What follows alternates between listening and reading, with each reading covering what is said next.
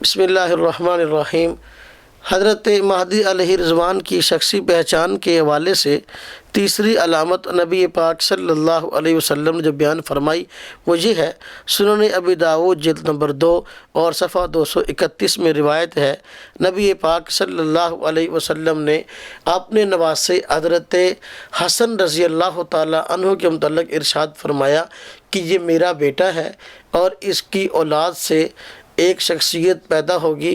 پھر آگے حضرت مہدی علیہ رضوان کا آپ نے تذکرہ فرمایا کہ وہ سیرت اور اخلاق میں تو میرے مشابہ ہوں گے، لیکن حضرت مہدی علیہ رضوان شکل و صورت میں میرے مشابہ نہ ہوں گے۔ اس روایت سے یہ بات سمجھ میں آئی کہ حضرت مہدی علیہ رضوان کا تعلق حضرت حسن رضی اللہ تعالی عنہ کی اولاد سے ہوگا۔ حضرت حسن رضی اللہ تعالی عنہ کی اولاد میں حضرت مہدی علیہ رضوان پیدا ہوں گے۔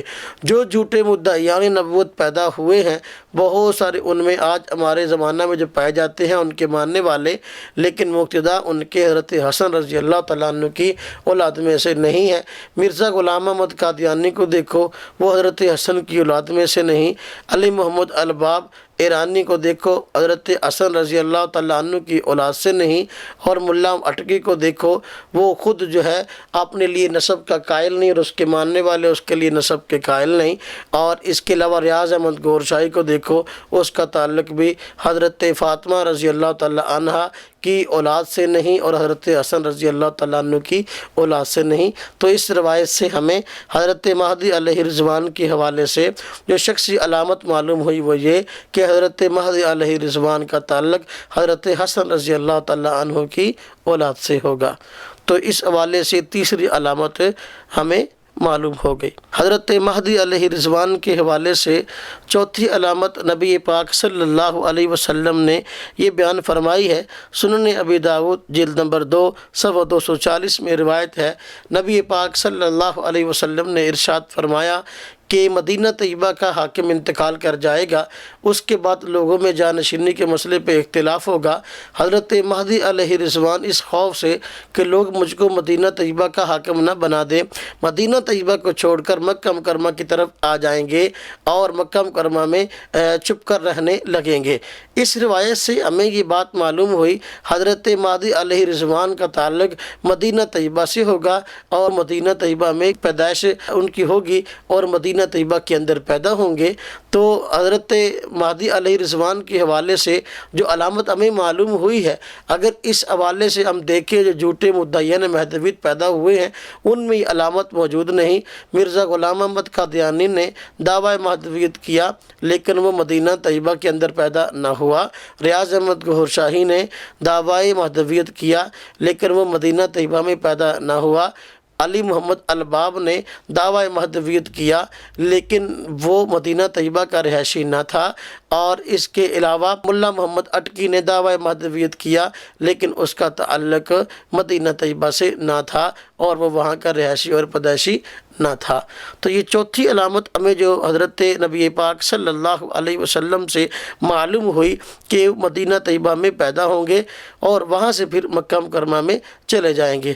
تو یہ حضرت مہدی علیہ رضوان کی شخصی پہچان کے حوالے سے چوتھی علامت ہمیں معلوم ہو گئی۔ حضرت مہدی علیہ رضوان کے حوالے سے نبی پاک صلی اللہ علیہ وسلم نے پانچویں شخصی علامت جو بیان فرمائی ہے وہ یہ ہے۔ سنن ابی داؤد جلد نمبر 2 صفحہ 240 میں روایت ہے، حضرت مہدی علیہ رضوان جب مدینہ طیبہ کو چھوڑ کر مکہ مکرمہ میں آ جائیں گے اور چھپ کر وہاں رہنے لگیں گے تو لوگ ان کو زبردستی وہاں سے گھر سے باہر نکال کر بیت اللہ کے پاس لائیں گے، مقام ابراہیم اور حجر اسود کے درمیان ان کے ہاتھ پر بیعت کریں گے۔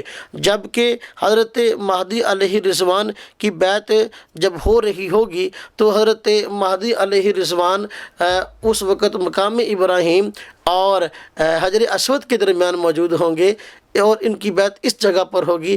آپ دیکھیے جن مدعیان مہدویت نے لوگوں کو پریشان کرنے کی کوشش کی ہے اور جھوٹا دعویٰ کیا ہے، ان حضرات میں یہ علامت نہیں پائی جاتی۔ مرزا غلام احمد کی بیعت یہاں بیت اللہ میں حجر اسود اور مقام ابراہیم کے درمیان نہیں کی گئی۔ ملا محمد اٹکی کی بیعت حجر اسود اور مقام ابراہیم کے درمیان نہیں کی گئی۔ علی محمد الباب وہاں ایران سے چل کر یہاں مقام گرما آیا اور لوگوں کو اپنی بیعت کے لیے کہا، لیکن کسی نے بھی اس کی بات کو نہ مانا اور اس کے ہاتھ پر بیعت نہ کی۔ اسی طریقے سے حضرت مہدی علیہ رضوان کے حوالے سے جن لوگوں نے اس عنوان کو اختیار کیا اور جھوٹا دعویٰ کیا، ان میں ریاض احمد گوہر شاہی بھی ہے۔ اس نے بھی جھوٹا مہدویت کا دعویٰ کیا، لیکن اس آدمی کی بیعت بھی مقام ابراہیم اور حجر اسود کے درمیان نہ ہوئی۔ اس وجہ سے یہ علامت جو کہ ان حضرات میں نہیں پائی جاتی، اس لیے ہم ان کو مہدی نہیں مانتے۔ نبی پاک صلی اللہ علیہ وسلم سے ہمیں حضرت مہدی علیہ رضوان کے حوالے سے 5ویں علامت معلوم ہو گئی کہ ان کی بیعت حجر اسود اور مقام ابراہیم کے درمیان ہوگی۔